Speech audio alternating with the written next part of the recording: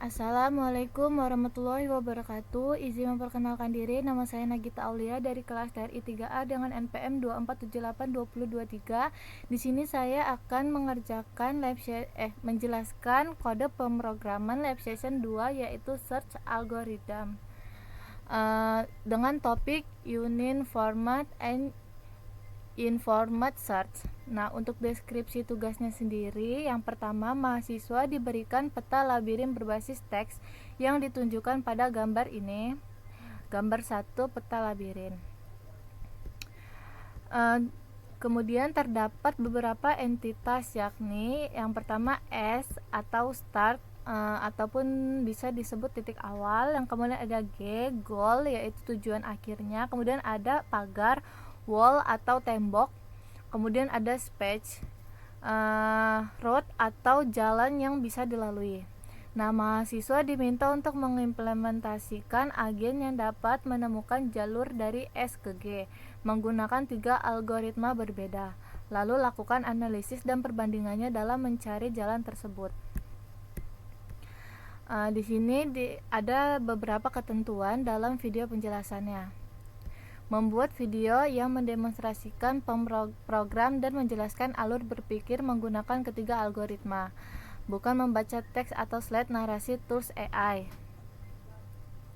Yang pertama, deskripsi tugas. Tadi sudah saya jelaskan sebelumnya untuk deskripsi tugasnya.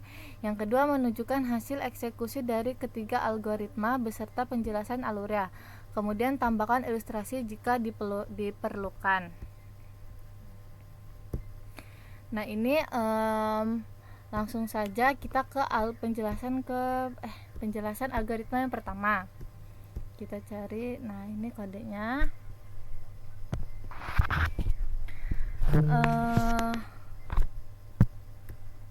Yang ini nih. Nah, ini kodenya. Dan ini saya blok dulu. Nah, ini untuk kodenya. Nah, untuk algoritma yang pertama yaitu BFS. Nah, BFS sendiri ini menggunakan struktur data QW atau antrian. Artinya node yang pertama masuk akan diproses lebih dahulu. Nah, untuk alurnya sendiri itu mulai dari titik start. Ini BFS hasil outputnya bisa kita ini ya.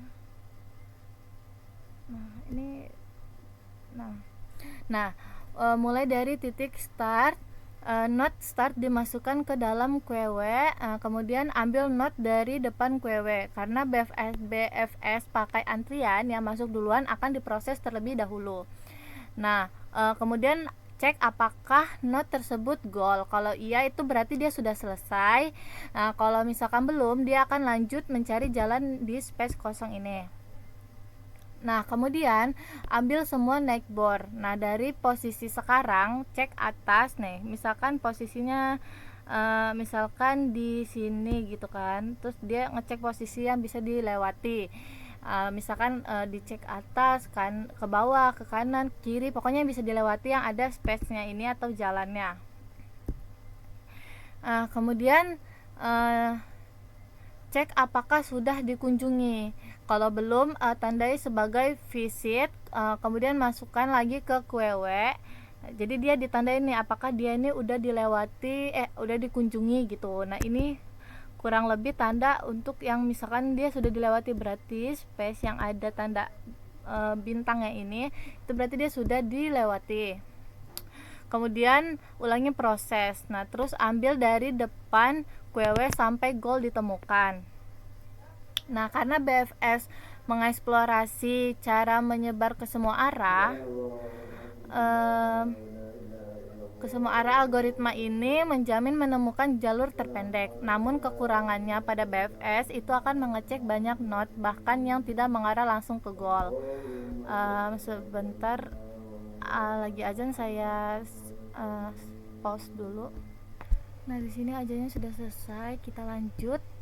Tadi kan kita sudah bahas BFS, kita lanjut ke DFS. Yang ini kodenya saya blok dulu untuk kode yang ditambahkannya ya. Nah, untuk DFS sendiri yaitu DFS sendiri menggunakan stack atau tumpukan. Nah, untuk alurnya sendiri pada DFS ini yaitu mulai dari start kemudian masuk ke stack. Ambil not paling atas dari stack karena stack itu kan LIFO yaitu last in first out. Nah, kemudian cek apakah goal. Kalau iya itu berarti sudah selesai. Kita masuk ke output DFS dulu. Nah, kalau iya itu selesai, kalau belum itu dia lanjut. Kemudian ambil naik board, kemudian cek semua arah yang bisa dilewati. Nih kan banyak nih arah-arah yang bisa dilewati. Kemudian masukkan ke stack, tapi langsung ditumpuk atau push. Jadi yang terakhir masuk tuh akan diproses dulu. Kemudian ulangi.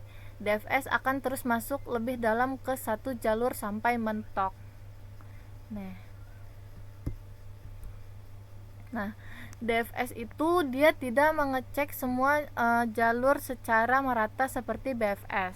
Dia fokus ke satu jalur dulu. Akibatnya karena dia terlalu fokus ke satu jalur, akibatnya dia bisa masuk ke jalur yang salah.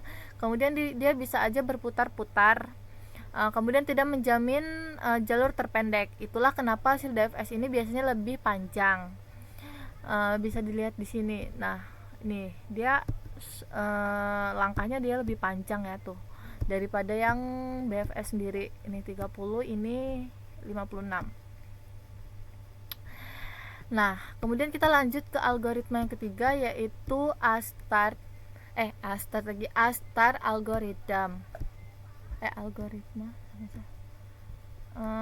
kodenya itu yang ini. Nah, blok. Nah, A-star sendiri menggunakan priority QW, jadi node dengan nilai terbaik akan dipilih terlebih dahulu.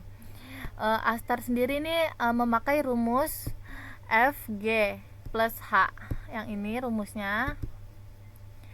Nah, untuk alurnya sendiri itu mulai dari titik start sama seperti BFS dan juga DFS. Kemudian node start dimasukkan ke dalam priority QW.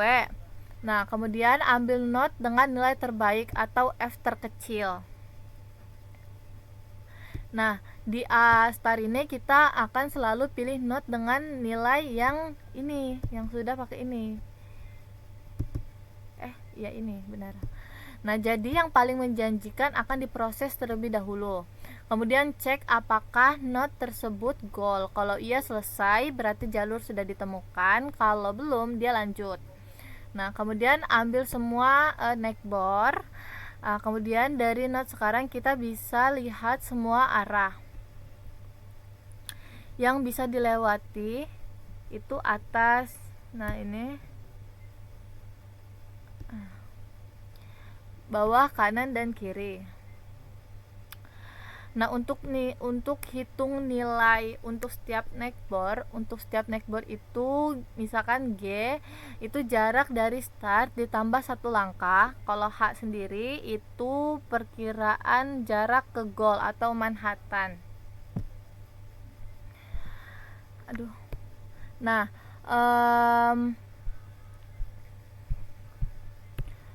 sebentar.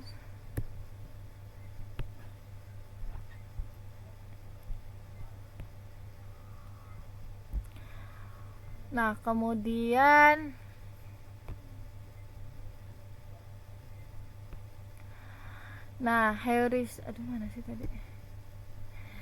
heuristik ini sendiri itu membantu A star untuk menebak arah yang benar. Jadi ini kan kita ada heuristik nih.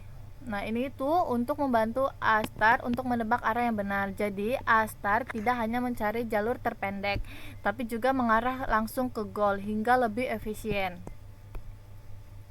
Nah, kemudian di sini kita diminta untuk menunjukkan hasil perbandingan dari ketiga algoritma eksekusi berdasarkan eksekusi program. Jadi di sini kita running dulu, kita running ulang aja. Nah, mana kita mulai dari BFS.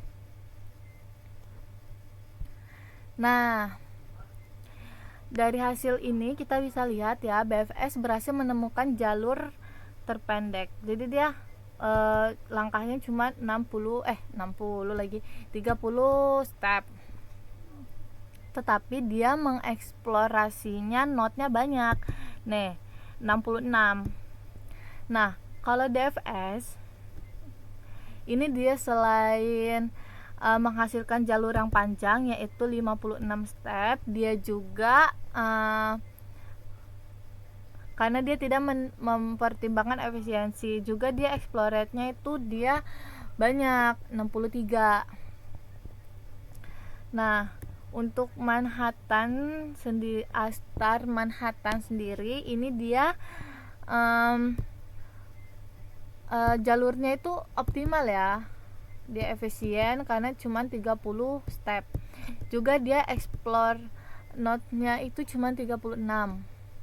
Beda sama yang dua tadi yang lebih dari 60 explore-nya. Nah, untuk bet heuristik ya. Yang ini kodenya, ini kita tambah ini yang sama yang mana tadi ini heuristik ini. Nah, gimana? Nah, untuk Astar bet heuristik sendiri ini bahkan lebih sedikit eksplorasinya. Nah, ini kan dia eksplorasinya 36 kan kalau Astar Manhattan 36, sedangkan yang Astar bet heuristik ini dia 30, lebih sedikit dari yang Astar Manhattan. Tetapi bersifat lebih greedy dia. Nah, artinya penggunaan heuristik ini sangat berpengaruh terhadap performa algoritma. Kemudian kita masuk ke yang selanjutnya, yaitu kesimpulan. Apakah ketiga algoritma memberikan hasil yang optimal? Mana yang terbaik? Tunjukkan dan jelaskan. Kesimpulannya, BFS sendiri mana. Nah, BFS sendiri ini sebenarnya optimal, tapi dia tidak efisien. Nah, untuk DFS sendiri ini dia tidak optimal ya, dan sering berputar-putar. Nah, pokoknya dari 3 algoritma itu DFS paling tidak optimal dan efisien, karena dia selain explore node-nya banyak, dia langkahnya juga dia terlalu banyak gitu stepnya, jadi dia berputar-putar gitu, jadi kurang efisien, tidak optimal dan tidak efisien. Nah, untuk Astar Manhattan atau Astar Search sendiri ini itu optimal dan paling efisien. Nah, jadi algoritma terbaik pada program pada program tugas kali ini yaitu Astar ini ya, yang Manhattan, karena menghasilkan jalur terpendek dan mengeksplor node lebih sedikit, sedangkan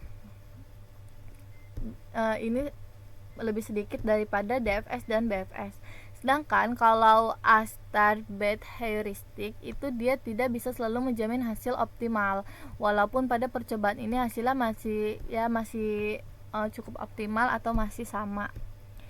Tapi dia dari ketiga algoritma yang dari BFS, DFS dan Astar sendiri itu lebih optimal yang Astar ini, yang ini ya. Nah, selanjutnya itu kasihkan gambar. Oh, ini udah. Oh ya, ini tinggal diupload aja berarti. Mungkin cukup sekian video penjelasan dari saya. Saya akhiri. Wassalamualaikum warahmatullahi wabarakatuh.